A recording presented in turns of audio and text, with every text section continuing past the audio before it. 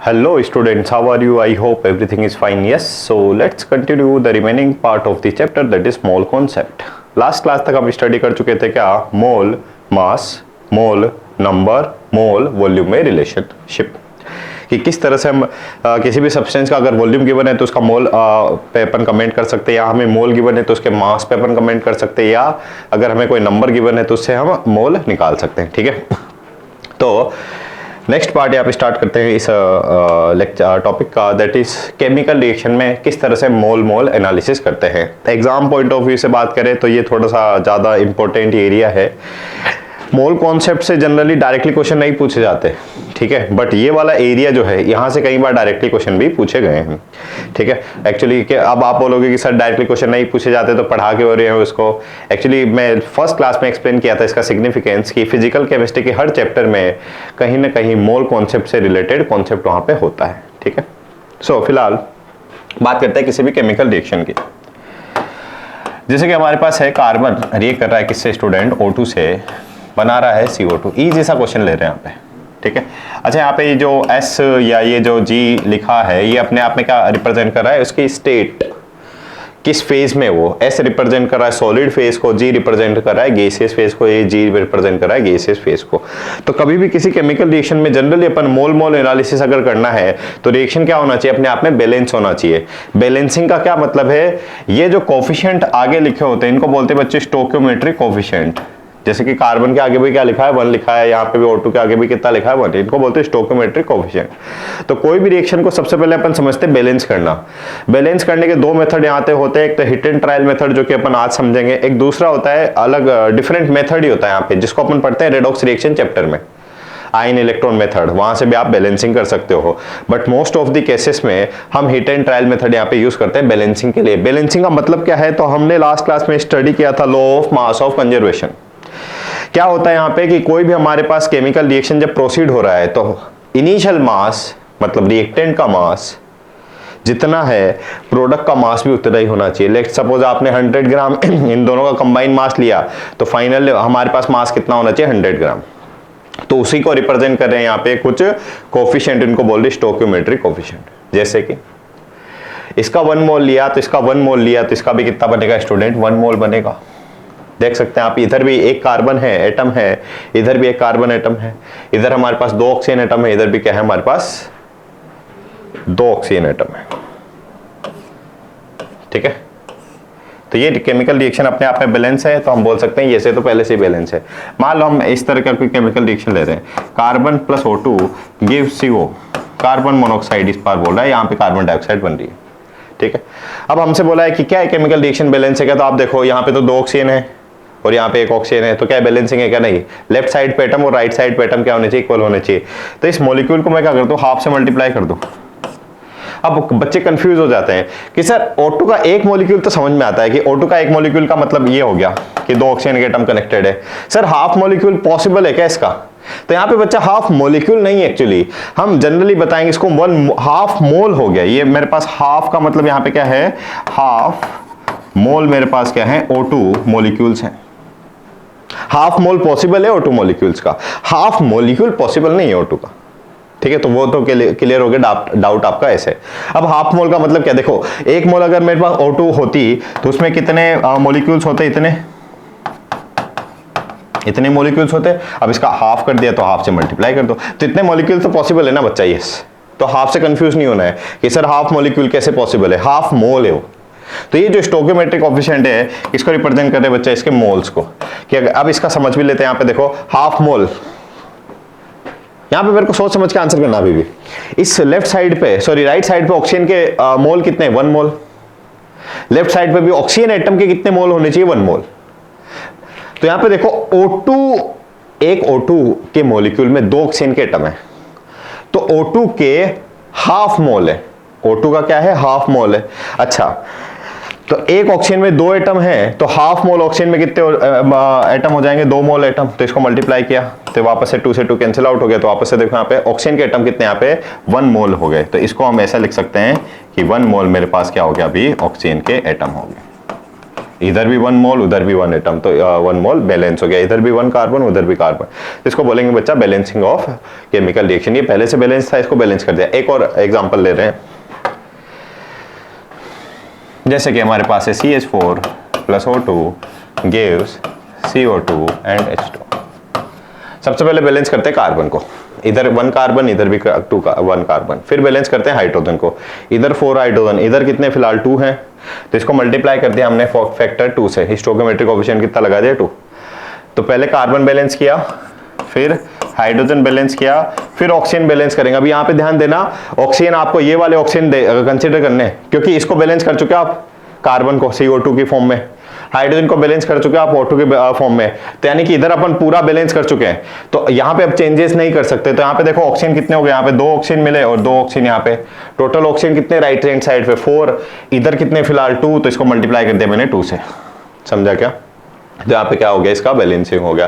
तो hit and trial है ना, नंबर पुट करके आप वैल्यू यूज कर सकते हो, मतलब कंसिडर कर सकते हैं। जैसे कि H2 + O2 gives H2O + O2, इसी केमिकल इक्वेशन को मैं 2 तरह से बैलेंस करके दिखा रहा हूं आपको, ठीक है। हिट एंड ट्रायल का मतलब क्या है, तो यहाँ पे देखो एक H2 उधर भी एक H2, उधर एक ऑक्सीजन है इधर 2 ऑक्सीजन है, तो इसको हाफ करना पड़ेगा, समझ पा रहे क्या? बट हाफ से कंफ्यूज नहीं है अभी, हाफ मोल, ओके। तो ये भी बैलेंसिंग हो गया, या ये भी बैलेंसिंग इसका करेक्ट है। कैसे? ऐसे हिट एंड ट्रायल। यहां पे मैंने क्या कर दिया, ट्राई किया कि भाई यहाँ पे 2 ऑक्सीजन, यहाँ पे 2 ऑक्सीजन थे ना, तो मैंने इस H2 को मल्टीप्लाई कर दिया 2 से, तो ऑक्सीजन तो 2 हो गए, बट हाइड्रोजन टोटल कितने हो गए 4, तो यहाँ पे मैंने हाइड्रोजन को इस H2 को भी मल्टीप्लाई कर दिया 2 से। तो एक ही केमिकल रिएक्शन उसको ऐसे भी बैलेंस कर सकते हैं, ऐसे भी बैलेंस कर सकते हैं, ठीक है। तो ये हो गया बच्चा हमारे पास फाइनली किस तरह से आप केमिकल रिएक्शन को बैलेंस करेंगे। नेक्स्ट, अगर आपने बैलेंस कर लिया है तो फिर यहाँ पे अपन यूज कर सकते हैं क्या, मोल मोल एनालिसिस। क्या होता है मतलब समझते हैं, वापस से सेम क्वेश्चन लेते हैं। C + O2 गिव्स CO2, इसका 1 मोल इसके 1 मोल से रिएक्ट करके इसका 1 मोल बना रहा है, तो इसको ऐसे लिख सकते हैं क्या अपन, इसका अगर 1 मोल होता है, मोल इसके कितने हैं 1, इसका भी कितना है 1, तो इसका भी कितना है 1। अच्छा, मोल को अपन मास में भी लिख सकते हैं क्या, इसके 1 मोल का मास होता है 12 ग्राम, इसके 1 मोल का मास कितना होता है बोलो, एक ऑक्सीजन का होता है 16, 2 का 32, 32 ग्राम। इसके 1 मोल का CO2 का मोलर मास कितना होता है, एक कार्बन का 12, 2 ऑक्सीजन का 32, 12 + 32 कितना 44।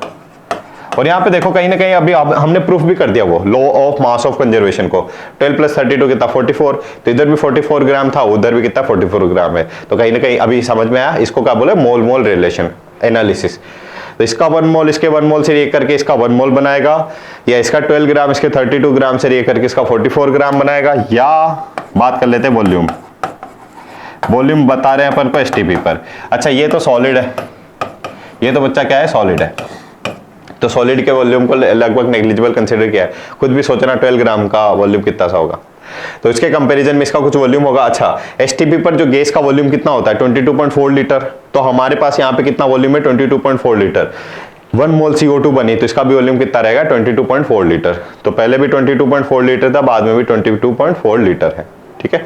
STP पर जो गैसेस का वॉल्यूम है वो। तो यहाँ पे देखो हमने मोल मोल एनालिसिस कर लिया है, मोल मास एनालिसिस कर लिया, या मोल वॉल्यूम एनालिसिस यहाँ पे कर लिया, ठीक है। तो डायरेक्ट आपसे क्वेश्चन यहाँ पे इस तरह से पूछा जा सकता है। नेक्स्ट, इसी कॉन्सेप्ट को आगे बढ़ाते हैं। जैसे कि हमारे पास है, हाँ, कार्बन + O2 गिव्स CO2।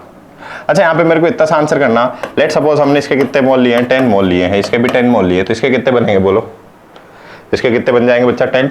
ये खत्म हो गया, ये भी खत्म हो गया। तो शुरू में तो 0 था, इसका 1 मोल इसके 1 मोल से रिएक्ट करके इसका 1 मोल बनाता है, तो इसके 10 मोल इसके 10 मोल से रिएक्ट करके इसके 10 मोल बनाएगा, ठीक है। अब यहाँ पे एक अच्छा क्वेश्चन, अब फाइनली मेरा टॉपिक स्टार्ट होता है जहां से क्वेश्चन पूछे जा सकते हैं आपसे।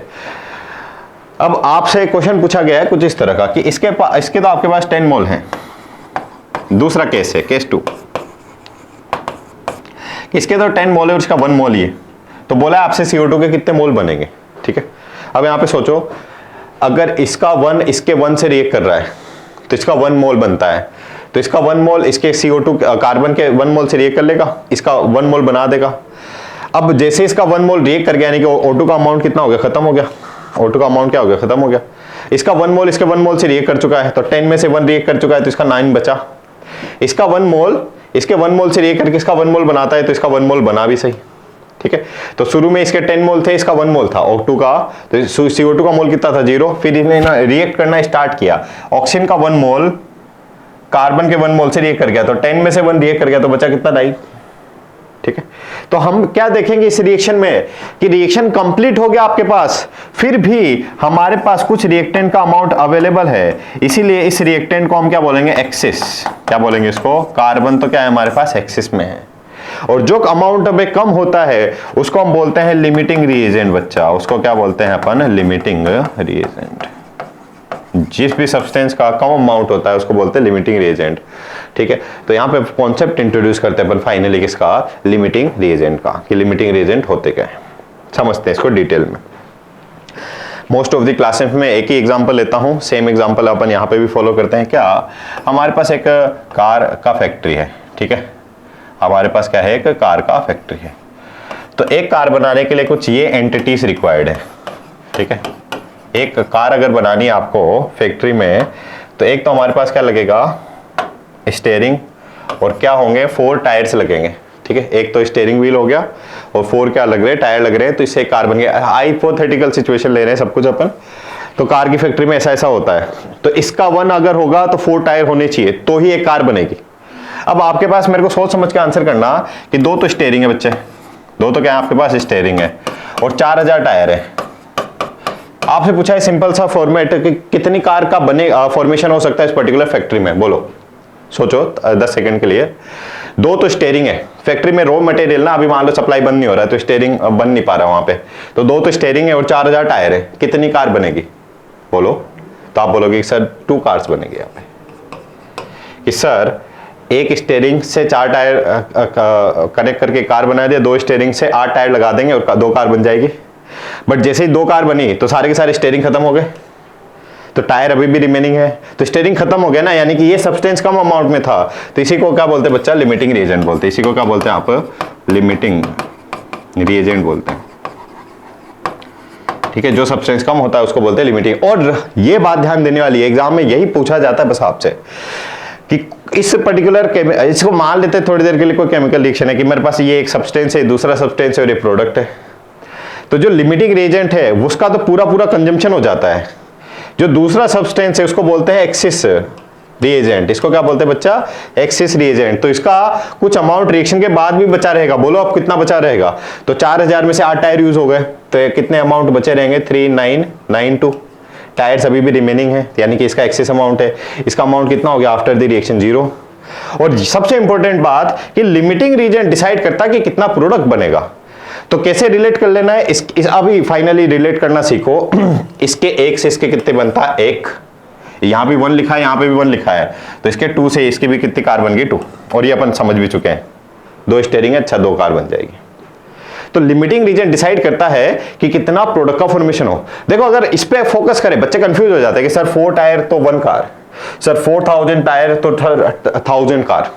समझ पा रहे हो, 4 टायर तो 1 कार, 4000 टायर तो 1000 कार आना चाहिए ना, बट 1000 कार बन रही है नहीं, कैसे कार कितनी बन रही है, 2, क्योंकि स्टीयरिंग क्या है, कम है। तो कहीं ना कहीं अपन बोल सकते क्या कि लिमिटिंग रीजन डिसाइड करेगा कि कितना प्रोडक्ट बने। ये कंप्लीट हो गया हमारे यहाँ पे कॉन्सेप्ट। अब इस पे क्वेश्चन कर लेते हैं। आई होप इजी सा टॉपिक था, but exam point of view से इंपॉर्टेंट है, समझते हैं इस पे बच्चे क्वेश्चन करना। वही सेम सा क्वेश्चन लेते हैं अपन, आसान सा, कि C+O2 गिव्स CO2। हमारे पास मोल है इसके कितने 10, इसके मोल है कितने 100। पूछा आपसे आफ्टर द रिएक्शन, ये है हमारे पास T = 0, मतलब इनिशियली बोल रहे हैं इसको। T हमसे बोला है कि after the reaction, after the completion of reaction, इस कंटेनर में क्या क्या एंटिटी अवेलेबल रहेगा। तो यहाँ पे देखो सबसे पहले मोल मोल एनालिसिस अगर कर रहे हो तो रिएक्शन क्या होना चाहिए, बैलेंस, जो कि अपन पहले ही समझ चुके हैं। इसका 1 कार्बन इधर है, 1 कार्बन इधर है, 2 ऑक्सीजन इधर है, 2 ऑक्सीजन उधर है, बैलेंस इक्वेशन। अगर इक्वेशन बैलेंस है तो इन फैक्टर को कंसीडर करना है। अभी ये 1 लिखा है, यहाँ पे भी 1 लिखा है, यहाँ पे भी 1 लिखा है, इसका मतलब क्या है, इसका 1 मोल इसके 1 मोल से लेकर के इसका 1 मोल बनाएगा। ठीक है। अब यहाँ पे हम लिमिटिंग रीजन वाला कॉन्सेप्ट देखें कि लिमिटिंग रीजन डिसाइड करता है कितना प्रोडक्ट बने। तो आप लिमिटिंग रीजन कैसे निकाल लेते हो, उसका शॉर्ट मेथड क्या है बच्चा, कि आपके पास लिमिटिंग रीजन निकालने का मेथड होता है given mole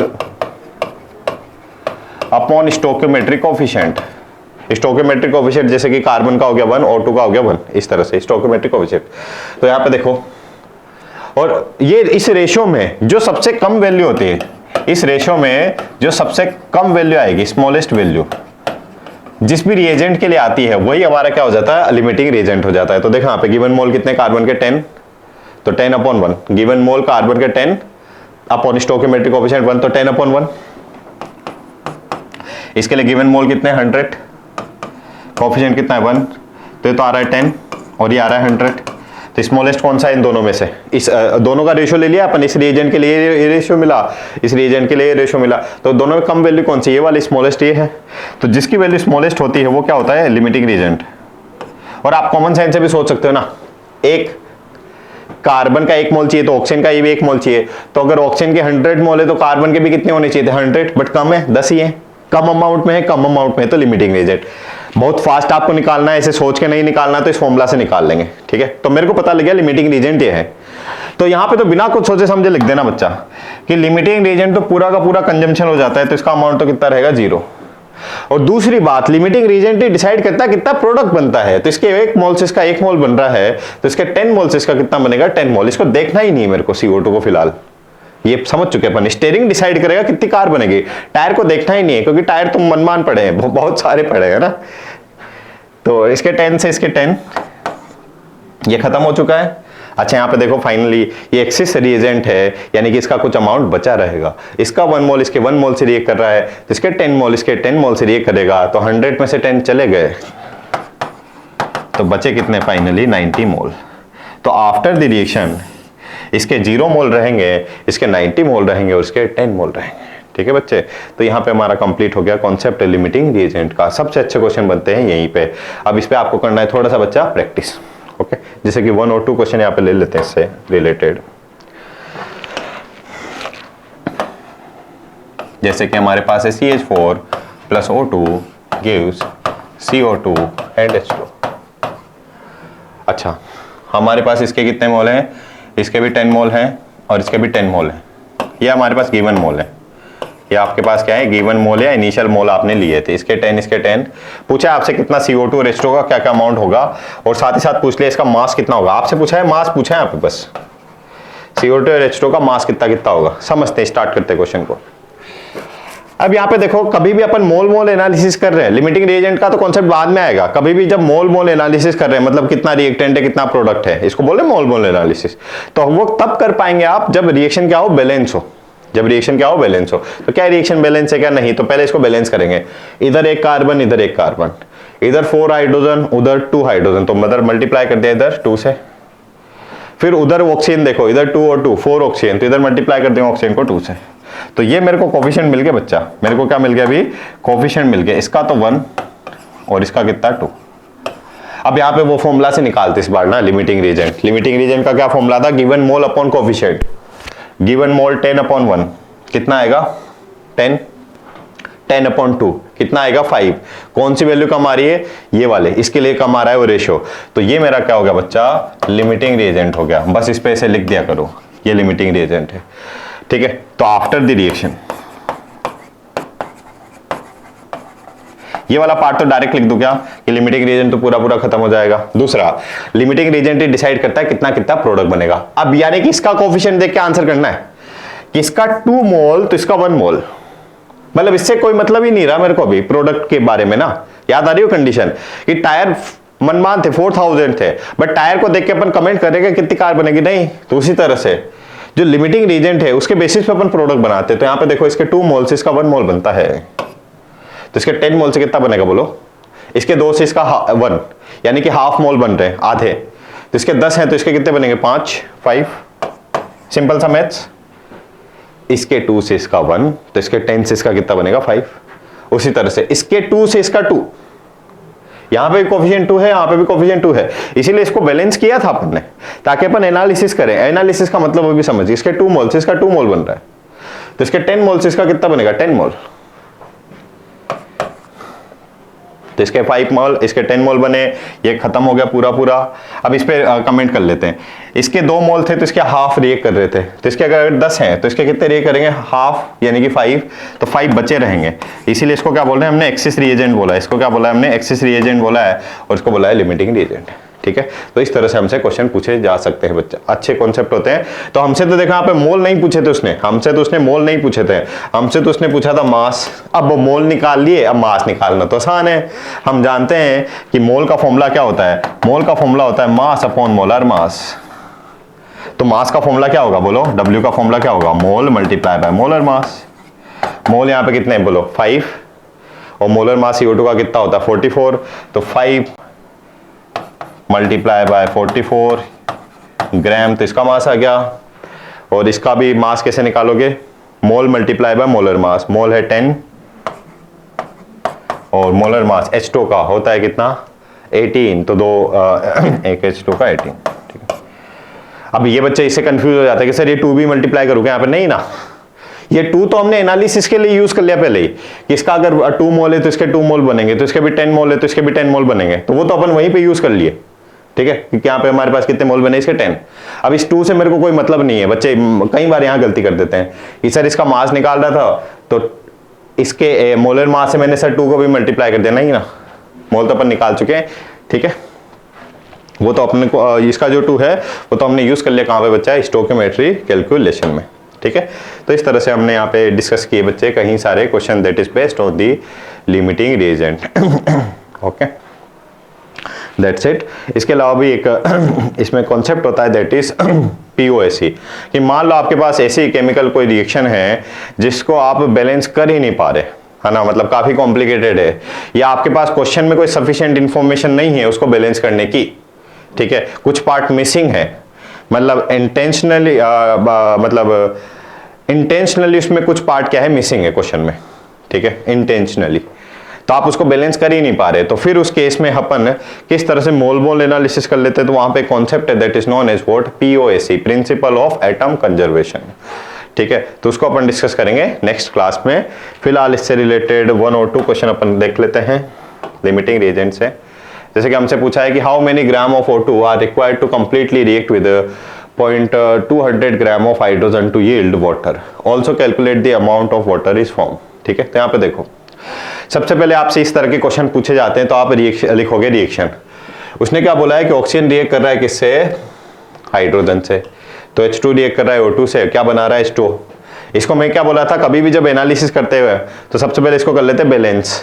hit and trial method से अपन किया, ये आज ही किया अपन ने, तो इसका 2, इसका 1, इसका 2, 2 तरह से बैलेंस किया था। कोई सा भी यूज कर लो, दोनों में सेम आंसर आएगा। कि सर आपने ये कोफिशिएंट क्यों यूज किया, सर वो वाला नहीं किया क्या, कि 1:2 और हाफ O2 वाला, सेम आंसर आएगा, उसको घर पे क्रॉस चेक भी करना आप। तो फिलहाल देखो, इसका 2, इसका 1, इसका 2, मतलब क्या है कि अगर इसका 2 मोल होता, अगर इसका 1 मोल है तो इसका भी कितना बनेगा, 2 मोल बनेगा। अच्छा, अब यहां पे देखो, हमें क्वेश्चन में क्या गिवन है कि 0.200 ग्राम तो मेरे पास हाइड्रोजन है, तो क्या मेरे को मोल गिवन है क्या, नहीं। तो पहले तो मोल, सॉरी, ये हमारे पास जो हाइड्रोजन का मास है इसको किस में कन्वर्ट करेंगे, मोल में कन्वर्ट करेंगे। ठीक है, अच्छा, तो यहां पे देखो हाइड्रोजन के मोल कितने हो जाएंगे, 0.2,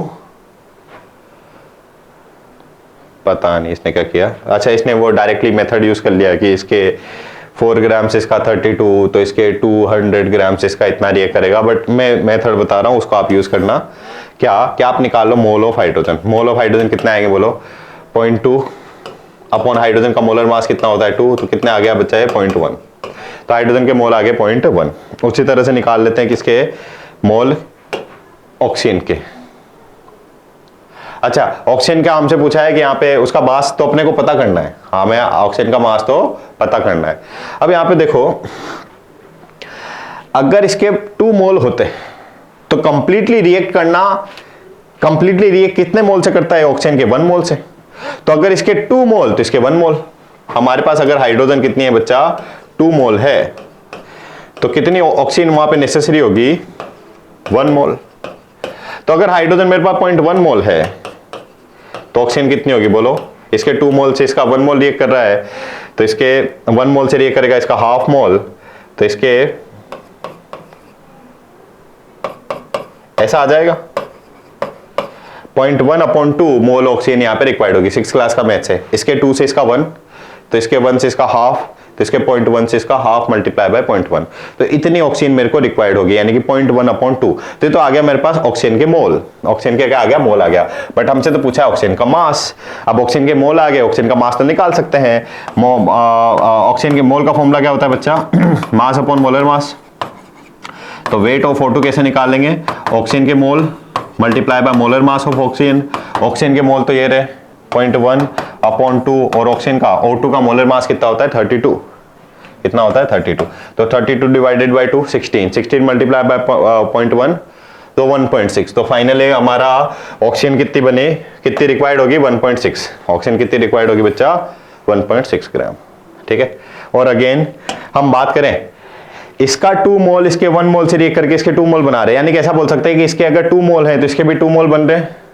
तो अगर इसका 0.1 मोल है, इसका अगर 0.1 मोल है, तो H2 भी कितना बनेगा? 0.1 मोल।